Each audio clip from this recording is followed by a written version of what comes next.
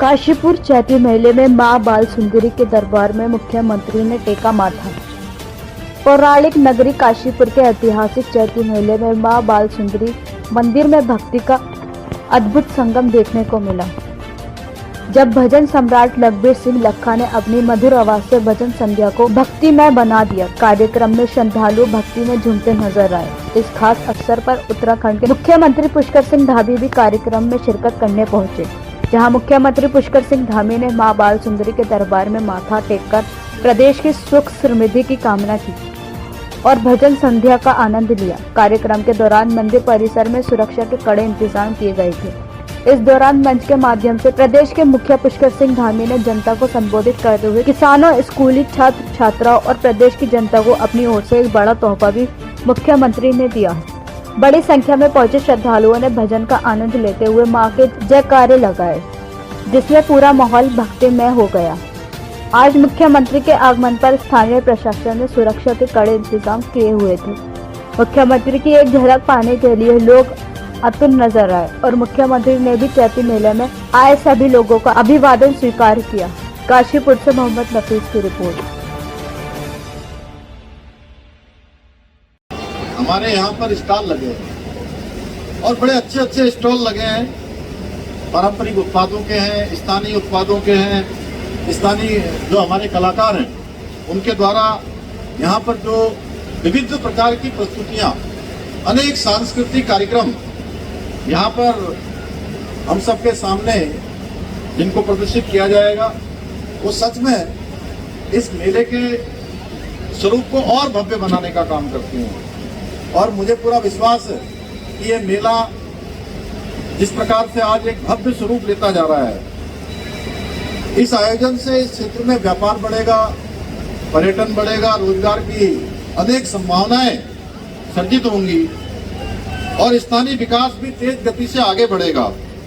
भाइयों बहनों, आदरणीय प्रधानमंत्री जी के कुशल नेतृत्व में और उनके मार्गदर्शन में, उनकी प्रेरणा से हमारा राज्य भी आज तेज गति से आगे बढ़ रहा है और अनेक चुनौतियों, अनेक प्रकार की जो परेशानियां हैं उनका सामना करते हुए आज उत्तराखंड हिंदुस्तान के जो प्रथम पंक्ति के राज्य हैं, उन पंक्ति के राज्यों में अपनी उपस्थिति दर्ज करा रहा है। अनेक ऐसे विषय हैं, चाहे मैं आज सतत विकास के लक्ष्यों को प्राप्त करने की बात करूं, चाहे आज उद्योग का क्षेत्र हो, चाहे पर्यटन का क्षेत्र हो, चाहे मोस्ट फिल्म फ्रेंडली स्टेट का दर्जा मिलना हो, सर्वश्रेष्ठ पर्यटन ग्राम घोषित होना हो, मत्स्य का क्षेत्र हो, चाहे वो कृषि का क्षेत्र हो या नवाचार करना हो, या देश में सबसे पहले जिसके बारे में अभी बाली जी कह रहे थे कि चाहे देश की आजादी के बाद सबसे पहले समान नागरिक संहिता का कानून प्रदेश के अंदर बनाना हो और या उसको लागू करना हो, इसमें हमने सबसे पहले लीड ली है। और आज मुझे खुशी है कि जो नवाचार, जो ऐतिहासिक निर्णय देवभूमि उत्तराखंड में लिए गए हैं, आज पूरा देश उस दिशा में आगे बढ़ रहा है। आज भारतवर्ष के अन्य राज्य भी अब हमारे यूसीसी कानून का लाभ लेने की दिशा में आगे बढ़ गए हैं। ये गंगोत्री देवभूमि उत्तराखंड से निकली और देवभूमि से निकलकर पूरे भारत को लाभ देने का काम अब प्रारंभ हो गया है। अभी आपने देखा गुजरात ने भी यूसीसी का कानून पास कर दिया है, वहां भी ये विधेयक बन गया है। इसी प्रकार से हमने नकल का कानून बनाया। नकल का कानून भी आज पूरे देश में हमारा एक उदाहरण बन गया है। ऐसे अनेक काम इसी क्रम में हमारी सरकार काशीपुर के सर्वांगीण क्षेत्र के विकास के लिए भी विभिन्न परियोजनाओं पर काम कर रही है। यहाँ काशीपुर में 133 एकड़ क्षेत्र में इलेक्ट्रॉनिक मैन्युफैक्चरिंग क्लस्टर पार्क विकसित किया जा रहा है।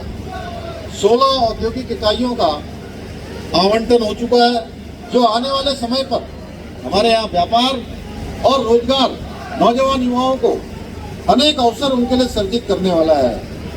इसी प्रकार काशीपुर रामनगर राजमार्ग को 4 लेन में उन्नत करने के लिए 494 करोड़ रुपए से अधिक की धनराशि स्वीकृत की जा चुकी है। 3 किलोमीटर लंबा मिनी बाईपास भी प्रारंभ हो चुका है।